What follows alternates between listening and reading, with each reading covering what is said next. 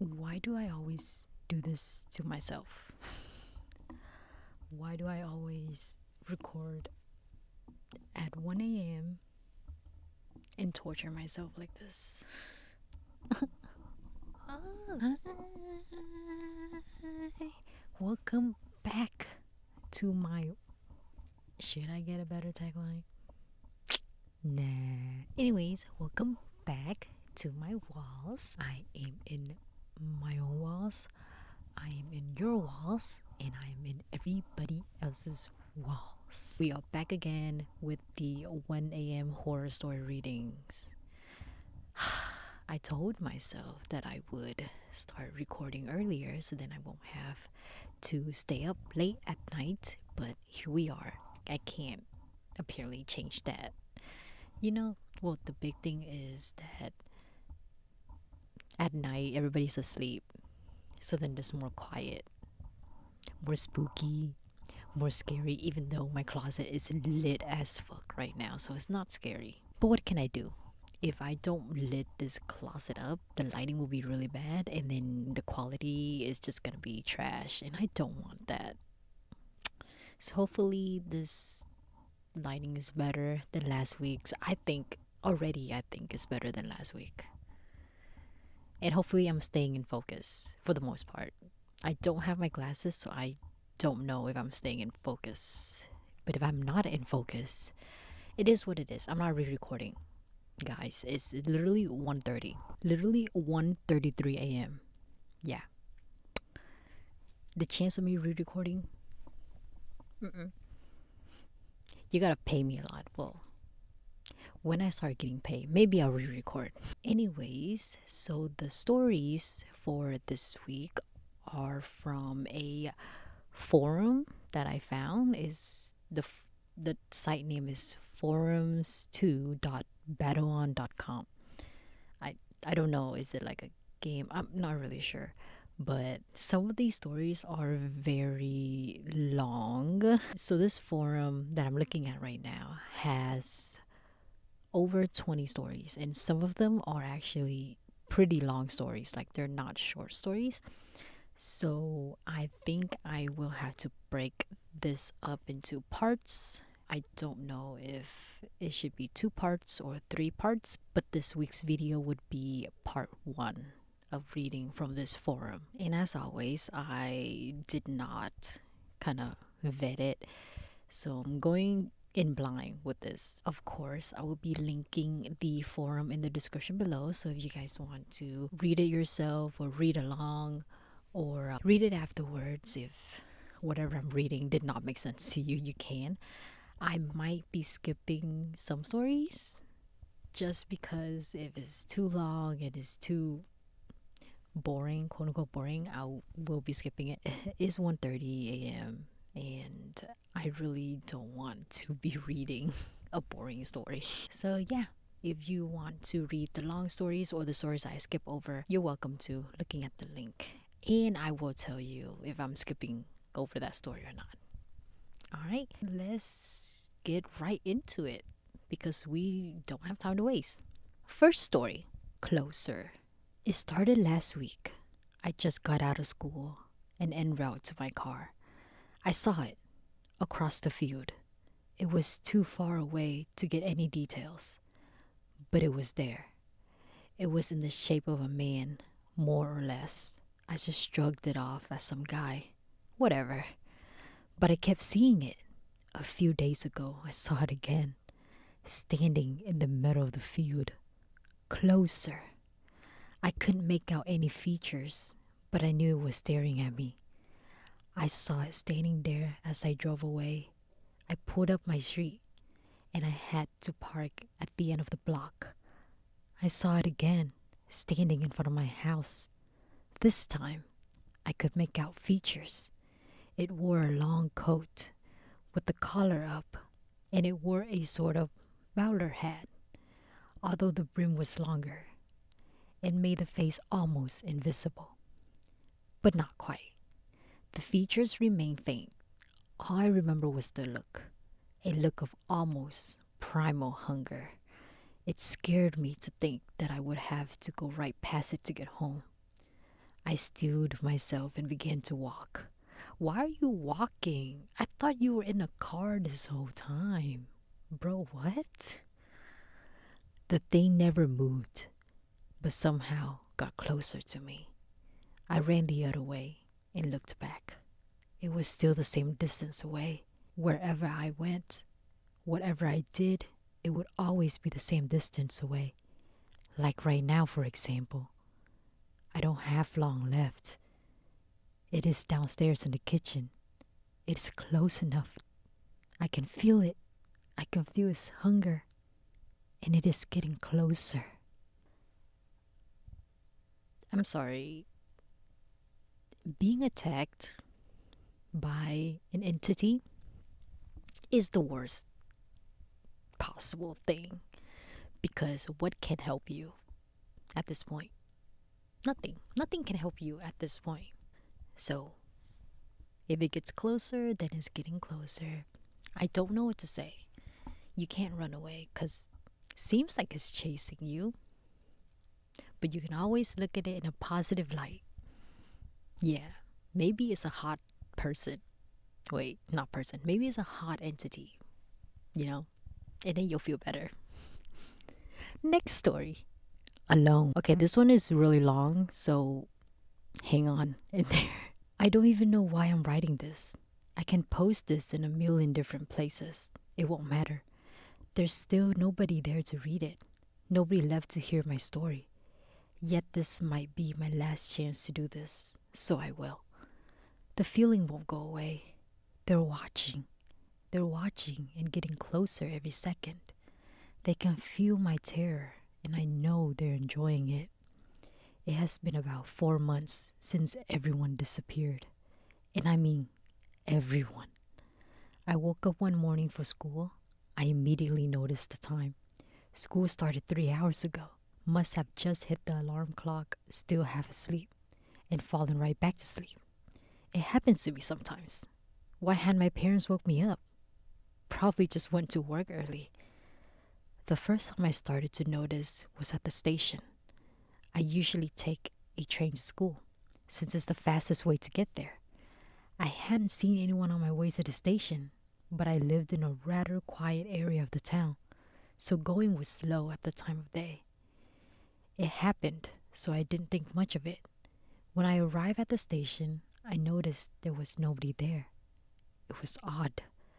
There should have been at least a few people waiting for the train, even at this time of day. I shrugged it off as an exceptionally slow day. It happened sometimes too. I waited for a good while, but the train didn't come. I don't remember how long I stood there, but I grew increasingly frustrated. I decided to walk to school.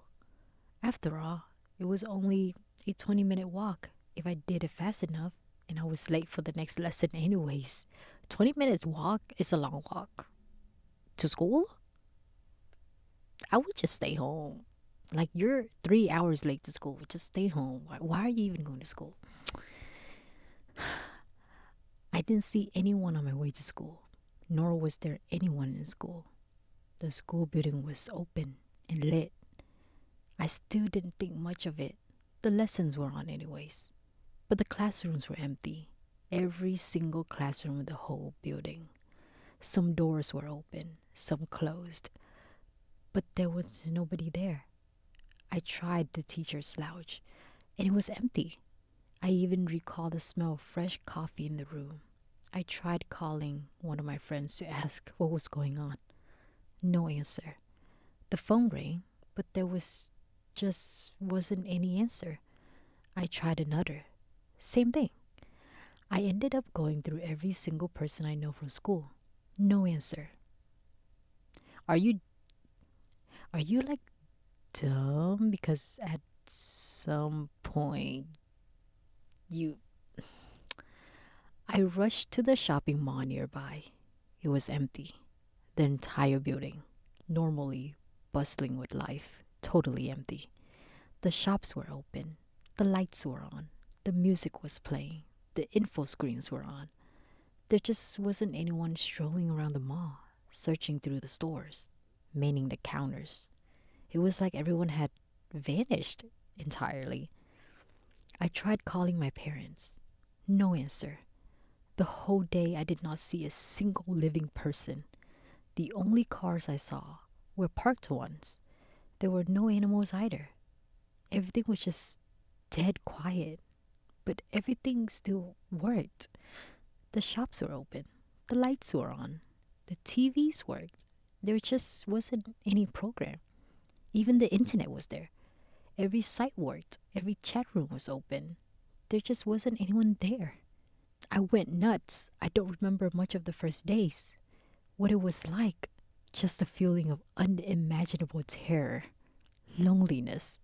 I didn't sleep much. I didn't eat at all. I just sat around my house, waiting for someone to come home, for someone to call me, to hear a car drive past, waiting for the dream to end. It never did. I eventually gathered myself. I told myself nobody was coming, and I had to get up and at least eat. And eat I did. I ate everything I could find, had the date expired or not. I ate and cried. I was alone. There was no sign anywhere that there would be a single living person anywhere else in the world. No TV channels showed any program. Some just showed the same news on screen over and over. Nothing the internet updated. Nobody ever logged in anywhere. Nobody answered the phone. Yet everything just kept working. The power never went out. The lights were always on. The traffic lights worked. The stores were open. Music played where it had always played. But everything was still empty. I eventually grew accustomed to it. It took a while, but I started going out. At first, I tried visiting friends, look for people, anyone. I soon gave up. Before long, I realized that I need more food than what we have at home. I started looting grocery stores, just what I needed at first. Then I went home and ate it. Before long, I started looting other goodies, candy, drinks.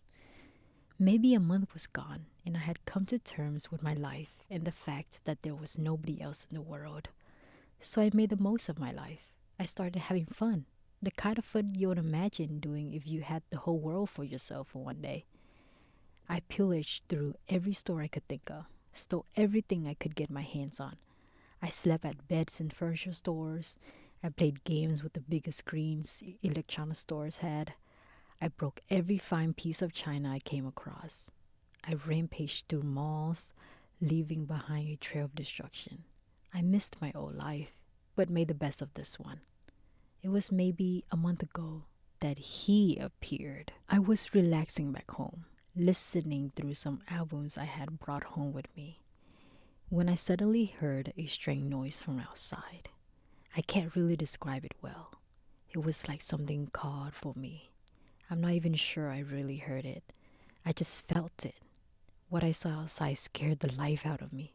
Someone, something. It was the shape of a man, yet it was somehow wrong. It was entirely black. No, not just black. It seemed to suck the very light from the air around it. There were no features to be seen. No clothing, no hair, no facial features. It was just a black mass I somehow knew was something like a man. I couldn't stare directly at it, yet I couldn't take my eyes off of it. Every second I stared at it, it came closer, yet it didn't move. Every second I felt I got dragged closer to it, yet I stayed where I was. The only feature I could recognize was its eyes. Two green, shiny dots I knew were its eyes. I knew it because no stare has ever been so piercing, so paralyzing, so dreadful. It felt like the stare itself sucked the very life out of me. It spoke to me, not with words, not with signs or gestures. I just looked at it and I knew what it said. You're not supposed to be here. I woke up. A day had passed, maybe two. I can't remember for certain. I woke up, screaming, sweating from my own bed. It was a dream. It had to be. I was alone. There was nobody else in the world. How could it have been anything other than a dream? I went on. At first, the dream kept bothering me. It felt so real. Was it? No, it couldn't have been. With the days, the memories started to fade. The moment started feeling more and more dreamlike. So I thought nothing of it. I even laughed at myself for thinking it was anything else. Yet, there was a constant feeling of pressure in the air. It was like a coming storm that never came. Sometimes I barely noticed it.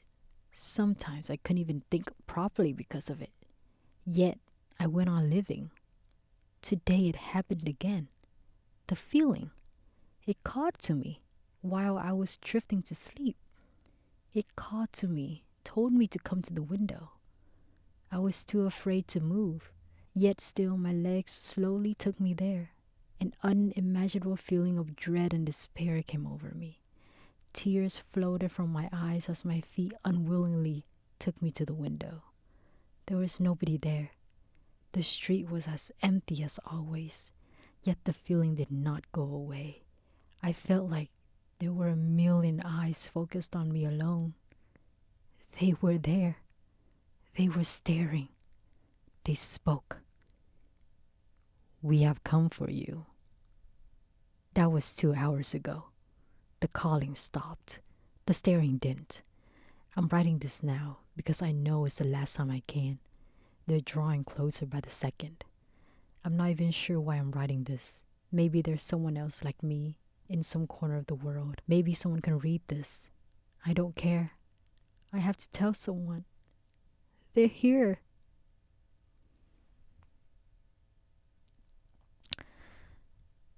First of all, if I woke up and I start noticing that I'm the only person in this fucking world, I would myself. No question asked. Because I don't think you guys understand that how helpless and hopeless you're gonna be when you're the only person in the world. And why would you want to still survive? What are you surviving for? What is the purpose? Nobody's there, everybody's gone. Why are you living? For what? What now? Everything's gone. What are you doing? Human by nature needs other human connection. So if there's no other humans, what is the purpose? I would say I'm very introverted. I love being by myself, but I still love, hanging out with friends or like seeing my family, right? So if all of that is gone, what is there anymore? You're constantly fighting demons with yourself every day. That's horrible. I would rather die. What the fuck? Next story. Again, you think you heard something. You already got the feeling you're being watched, but this time nobody's there. All the guests left 3 hours ago, and you just couldn't sleep. Here it goes again. You think you saw something. The feeling of dread already got in you, but all the guests left. Here it goes again. You think you smell something. You smell blood. You smell death in the air. Here it goes again. You think you felt something bad that awakens the fear of childhood. Here it goes again. You think you're safe in your house, but you hear the doors creak open. Here it goes again. You know what awaits you, but you're not prepared yet. But it is time. The last time. Everyone be careful. He feeds, but will it be enough? Will he come for you? Those were the last words written on a sheet of paper by a man who disappeared. The grammar of this story is trash. Who wrote this? A 3-year-old? What are these misspelling? Jeez. Goodness gracious. And what is it with entities coming and chasing and watching? Is this the theme? Is this the theme for this week? Entity just watching you, coming for you, chasing you. They're here again. They're getting closer. Is that the theme? Next story. Manifest fear. You are not supposed to read this. Look, it's it's 2 a.m. I can read whatever the fuck I want. You should not. But of course, knowing is better than not knowing. People who live by themselves are my audience. People who live alone at some apartment, condo, townhouse, or hotel. If, however, you are not one of them, there really is no harm if by chance you found this. Why is it sometimes, just sometimes, when you are about to go to sleep, after you brush your teeth, after you put the lights out, and your weariness takes your legs, and simply standing is a chore, that you find that one window you forgot to close, that window which let the cool night wind outside sweep through the room, that window which has the paint of darkness. Of course, sometimes you just let it be and go right to sleep, but sometimes you are compelled to close it, as if letting it hung open gives an opportunity to what evil outside come through that window. It is something a parent would say to his child. Close your windows if you don't want the monster to come through. Indeed, it is an effective technique to teach the value of security. As you walk to that window, you feel the night wind, cool, fresh, ominous. The darkness is sometimes disrupted by the streak of headlights, the silence interrupted by horns and voices. And as each step you come closer to the window, you're reminded of what your parent told you. Not about closing the windows, about the monster. And as that single frame of thought take hold in your mind, you bear it into at last you close that window. And all is safe again. Everything is all right. Everything is fine. That figure you saw just moments you closed the window, at the edge of your view, by the slight turn of your head, it is nothing more than an imagination. Now, you, the reader, if by chance you left the window open at night and are prompt to close it, please don't look to your left or right, even up or down. There is no man or animal, but it is there, looking at you straight in the eye. Now you know. Knowing is better, is it not? Joke's on you. I don't ever open my windows, so yeah. All of the windows in my house are closed. The only thing we're opening are curtains or like the blinds. Other than that, we don't really open the windows. So, this story is not aiming towards me, so I don't gotta worry about it. To people who do leave the windows open, make sure to close it at night, because why are you leaving your windows open at night? What's the purpose? What's the point? I don't get it. You're unhinged. You're a psycho. Don't do that. But the title of the story is called Manifest Fear, which honestly, your brain is very powerful. Your imagination is crazy as well. So if you start to believe in something, it will manifest. Yeah. So start believing that you have a lot of money, so money would manifest, right? Not your fears. Because why are you trying to manifest your fears when you should be manifesting money and wealth and success? Next story.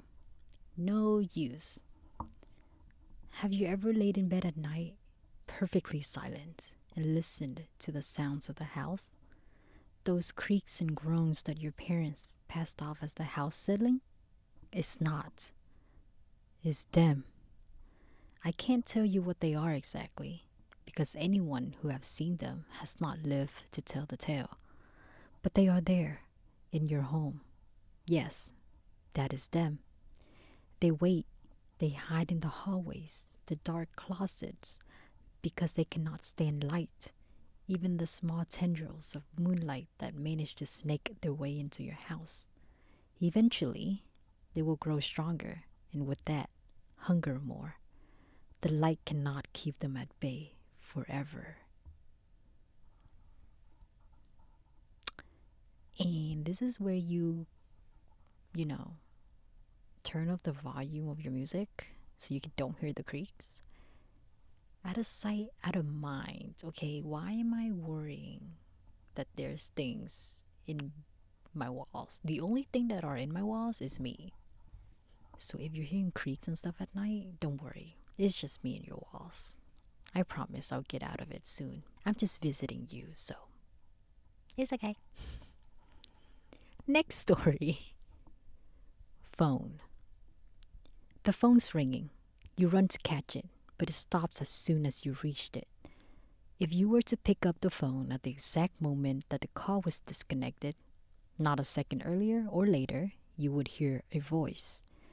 This voice cannot be perceived by human ears normally, but in that short gap of silence, it can be heard. It will convey to you one word, no more, no less. The word varied from person to person. It has different meanings for the person, but it has one common element. The word is how the person will die. Water, drowning. String, hanged. Power, electrocution. Even word like cat, trash, and chocolate can cause death. Upon hearing the word, the line will go dead for exactly 5 minutes. Hang up the phone and get your affairs in order. You have exactly 3 weeks to live. 25 people have died in the past week. Don't threaten me with a good time. You know how tired I am to be living right now? Like, I have to pay bills. Groceries is like high as fuck. Oh my god, the economy is dropping. Everything is expensive. And you're telling me that I only have 3 weeks to live. If I truly have 3 weeks to live, right? Like, guarantee 100% I have 3 weeks to live. I'm letting go of everything and be at peace. Yeah. Uh-huh. Yep. So don't threaten me with a good time. The phone is ringing to tell me how I'll die. Where's the phone? Where is it ringing? Let me pick it up. Let me pick it up.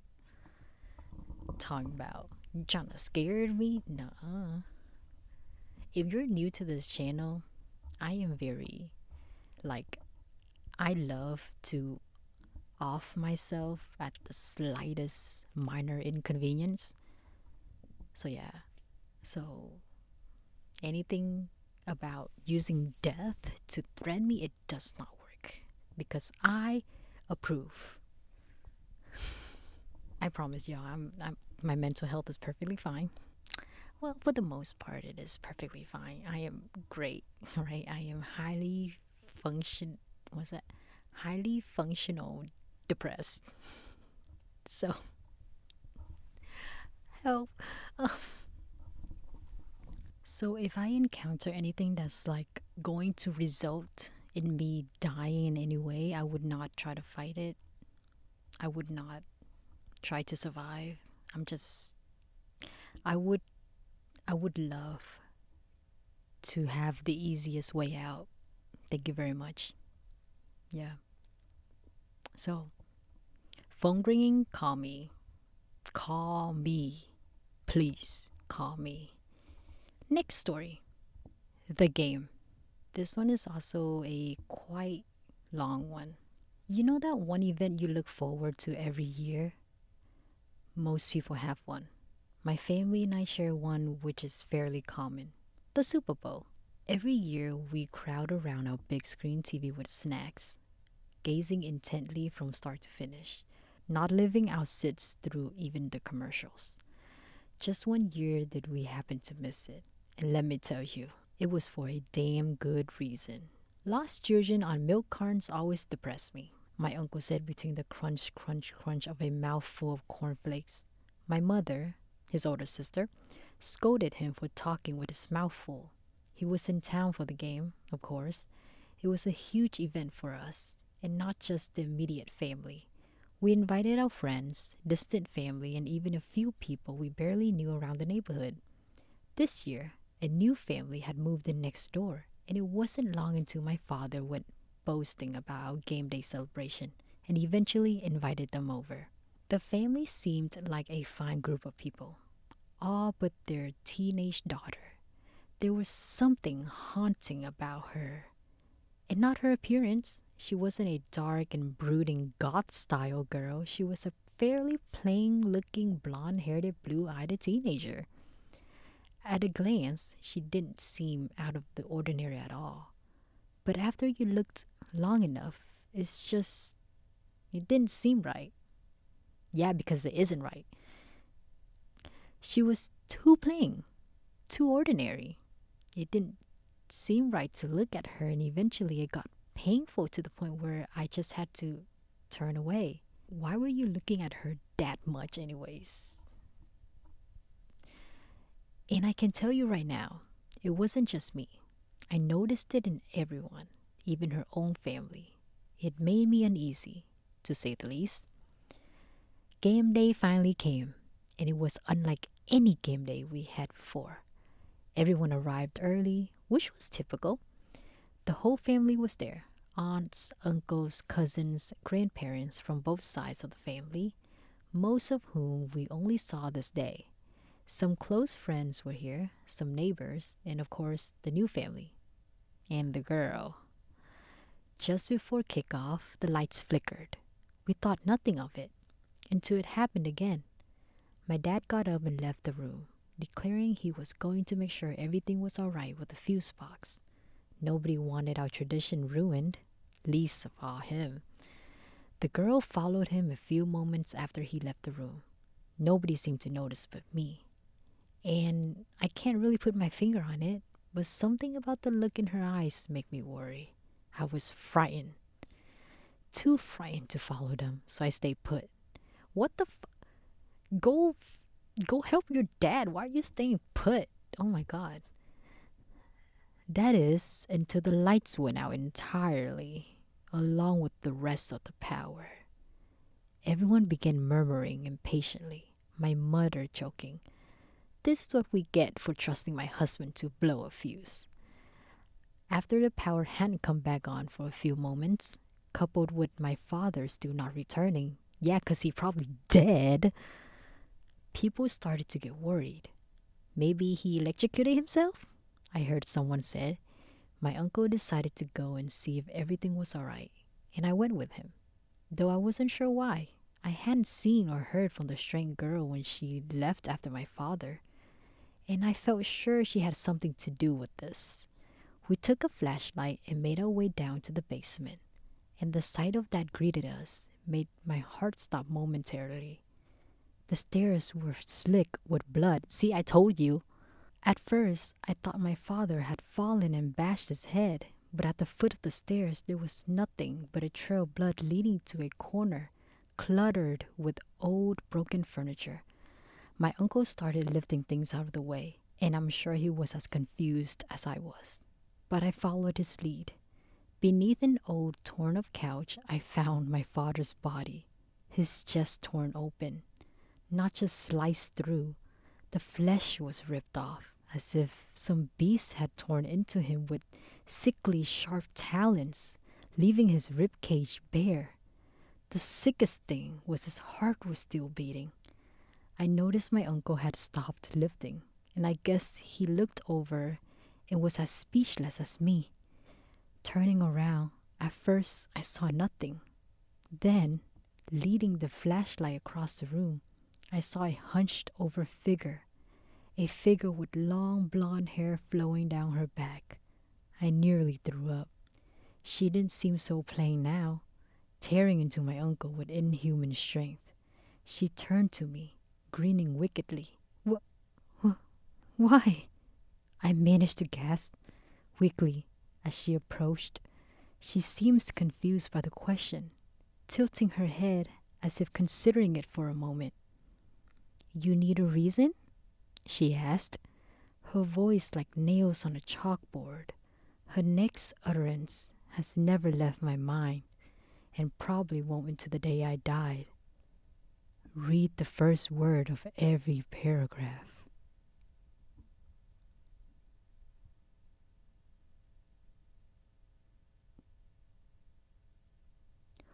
Ooh, okay. First word of every paragraph.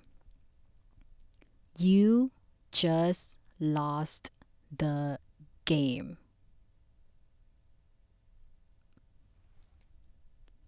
Okay. Okay. There's this thing called intuition and gut feeling. So you feel something that is wrong and everybody feels it too. Maybe, just maybe, that is actually wrong. Food for thought, food for thought. I don't know. I feel like if the lights start flickering, I would get out of the house. First I would tell people to get out too. If they don't believe me, then that's on them. I'm gonna save myself first. And if I try to get out the house and it's locked because whatever monster this is that's locking us in, I'm giving up. Seems like this thing can overpower all of us. So there's no point in escaping. There's no point in running. So I'm just gonna accept my fate and hopefully it kills me quick. Like good riddance. Love my family, but there's nothing I could do here. But I really like that the monster was like read the first word of every paragraph and then it makes you the reader go back to that. It's like breaking the fourth wall, which is I think that's pretty cool. I have yet to encounter, you know, reading pieces that are like breaking the fourth wall like this. So every time that I do encounter them is really cool to me. Hopefully I get to read more of that. So that was 7 stories and I feel like that's a good point to stop at for part 1 of this forum. I forgot to say, but it was posted in 2008 and literally there's no title. Well, the title is Short Creepy Stories and there's a warning: creepy stories ahead. You may suffer insomnia after reading this. I think I'll be fine. I haven't really read a story so far on my channel that is terrible to the point where I can't sleep and I think about it because I feel like I listen to a lot of horror podcasts. I'm like used to it. Like I've heard a lot worse. I've heard a lot worse. I've heard a lot worse that actually made me, kind of like stunned. So these are just lightweight. Lightweight. I'm fine. It'd be so funny that I said all this and then I turns out I can't sleep tonight. Well, I can't sleep tonight anyways because I'm editing since tomorrow is posting day. So don't know how much sleep I'll be getting, but yeah. Anyways, hopefully you guys enjoyed that. It is now 2:21 a.m. Perfect time to call it a night. Well, perfect time to stop so then I can edit and then get it up and running. If you guys haven't noticed, I tried my best to read the story in a very calm tone. I tried to, and I tried to do voice acting in parts that quote unquote require voice actings. So I'm sorry if that's not your type, but I am reading in my closet at 1 a.m. usually. I swear I would film earlier next time. And it's really important to stay somewhat quiet. And I feel like reading it quietly gives a better effect. Especially if you're listening to this to, go to sleep. I feel like it's great for that. Except my commentary in between where I just loudly comment. I'm so sorry if you're like halfway sleeping and you hear me suddenly say, "Bro, get the." So sorry. But I'm actually very excited to continue reading through this forum. Seems like most of the stories are going to be pretty good since the stories that I've read so far are they're they're good. They're not like cringe, but they're pretty good. They built that tension pretty good. Yeah. Yeah, I love it when horror stories build tension throughout the stories and then hit you with a punchline. So these stories, well, the seven that I read so far, some of them do that pretty good. So hopefully the rest of the stories in the forum also do that. So then you and I can have a more enjoyable experience going into this. Well, other than that, please leave comments, feedback, suggestions. I am, once again, I'm very open to looking into, whatever you guys want me to read or whatever suggestion there are.